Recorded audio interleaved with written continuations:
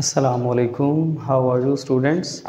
Today we are going to read paragraph number 3 and 4 of chapter number 1. So let's start. In the 5th and 6th centuries, 5वीं और 6ठी सदी में Mankind stood, इंसानियत खड़ी थी। Mankind का उर्दू में मीनिंग होगा इंसानियत। मैनकाइंड स्टूड, इंसानियत खड़ी थी on the verge of chaos, तबाही के किनारे पर। वर्ज का मीनिंग होगा किनारा, केओस का मतलब तबाही या इंतशार। In the 5th and 6th centuries, mankind stood on the verge of chaos. 5वीं और 6ठी सदी में इंसानियत तबाही के किनारे पर खड़ी थी। इट सीम्ड, ऐसा लगता था या ऐसा दिखाई देता था। सीम्ड दिखाई देता था या लगता था या महसूस होता था। इट सीम्ड, ऐसा दिखाई देता था दैट द सिविलाइजेशन, कि वो तहजीब। सिविलाइजेशन तहजीब। दैट का यहाँ पे मीनिंग होगा के। उर्दू में के दो तरह से लिखे जाते हैं। यहाँ पे दैट का मीनिंग ये वाला के होगा, इस तरह से। दैट द सिविलाइजेशन, कि वो तहजीब, विच हैड टेकन, जिसने लिए थे, विच जिसने हैड टेकन लिए थे, 4000 ईयर्स, 4000 साल, टू ग्रो। ग्रो का मीनिंग होगा परवान चढ़ना, फलना फूलना, नशोनुमा पाना। The civilization which had taken 4000 years, वो तहजीब जिसने परवान चढ़ने के लिए 4000 साल लिए थे, हैड स्टार्टेड, शुरू हो गई थी, क्रम्बलिंग, टुकड़े टुकड़े होना। क्रम्बल का मतलब रेजा रेजा हो जाना, टुकड़े टुकड़े हो जाना। Listen the complete sentence again. It seemed that the civilization which had taken 4000 years to grow had started crumbling. ऐसा लगता था कि वो तहजीब जिसने परवान चढ़ने में 4000 साल लिए थे, टुकड़े टुकड़े होना शुरू हो गई थी। At this point in time, ठीक उसी वक्त, एन उसी वक्त, या फिर ऐसे भी हम कह सकते हैं यही वो वक्त था। अल्लाह सुब्हानहू व तआला रेज़्ड अ रसूल, ठीक उसी वक्त अल्लाह सुब्हानहू व तआला ने एक रसूल को मबऊस फरमाया। रेज़्ड, मबऊस फरमाया। अमंग देमसेल्व्स, उन्हीं में से।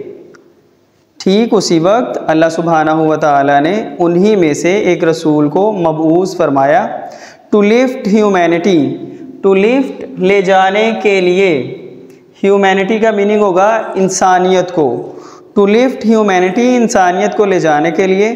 फ्रॉम इग्नोरेंस, जहालत से निकाल कर, into the light of faith, ईमान की रोशनी में।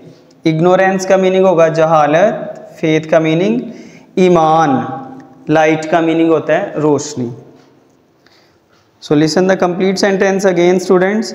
Eight this point in time, Allah सुब्हानहू व तआला रेज़्ड अ रसूल among themselves to lift humanity from ignorance into the light of faith. ठीक उसी वक्त अल्लाह सुब्हानहू व तआला ने उन्हीं में से एक रसूल को मबूस फरमाया, इंसानियत को जहालत से निकाल कर ईमान की रोशनी में लाने के लिए। So this was our third paragraph. Listen the fourth paragraph now. When हज़रत मोहम्मद सल्लल्लाहु अलैहि वसल्लम वाज 38 ईयर्स ऑफ एज, जब हज़रत मोहम्मद सल्लल्लाहु अलैहि वसल्लम की उम्र 38 साल थी। एज का मीनिंग होगा उम्र। जब हज़रत मोहम्मद सल्लल्लाहु अलैहि वसल्लम की उम्र 38 साल थी, ही spent most of his time, he spent, आप सल्लल्लाहु अलैहि वसल्लम गुजारते थे, मोस्ट ऑफ हिज टाइम, अपना ज़्यादातर वक्त, मोस्ट ऑफ हिज टाइम, अपना ज़्यादातर वक्त। इन सोलिट्यूड, सोलिट्यूड का मतलब तन्हाई या खलवत भी कहा जाता है। जब हज़रत मोहम्मद सल्लल्लाहु अलैहि वसल्लम की उम्र 38 साल थी तो आप सल्लल्लाहु अलैहि वसल्लम अपना ज़्यादातर वक्त तन्हाई में गुजारते थे एंड मेडिटेशन, और गौर व फिक्र में या मुराकबा भी कहा जाता है।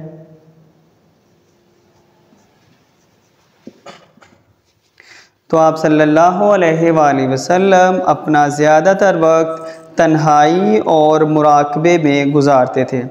इन द केव ऑफ हिरा, गारे हिरा में, केव का मीनिंग होगा गार, हिरा गार का नाम है।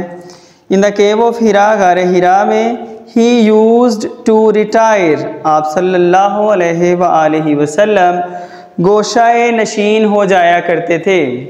रिटायर का मीनिंग होगा गोशा नशीन हो जाना, यानी कि दूसरों से अलग थलग हो जाना। In the cave of Hira he used to retire, गारे हिरा में आप सल्लल्लाहु अलैहि वसल्लम गोशाए नशीन हो जाया करते थे।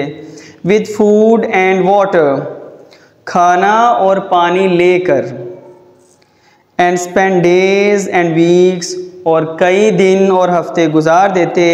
इन रिमेम्बरेंस, याद में, ऑफ अल्लाह, अल्लाह सुब्हानहू व तआला की। So listen the complete sentence. In the cave of Hira he सल्लल्लाहु अलैहि वसल्लम used to retire with food and water. गारे हिरा में आप सल्लल्लाहु अलैहि वसल्लम खाना और पानी लेकर गोशाए नशीन हो जाया करते थे। And spend days and weeks in remembrance of Allah सुब्हानहू व तआला, और अल्लाह सुब्हानहू व तआला की याद में कई दिन और हफ्ते गुजार दिया करते थे। So these were are 2 paragraphs of chapter number 1. So we will meet in the next lecture. अल्लाह हाफिज़.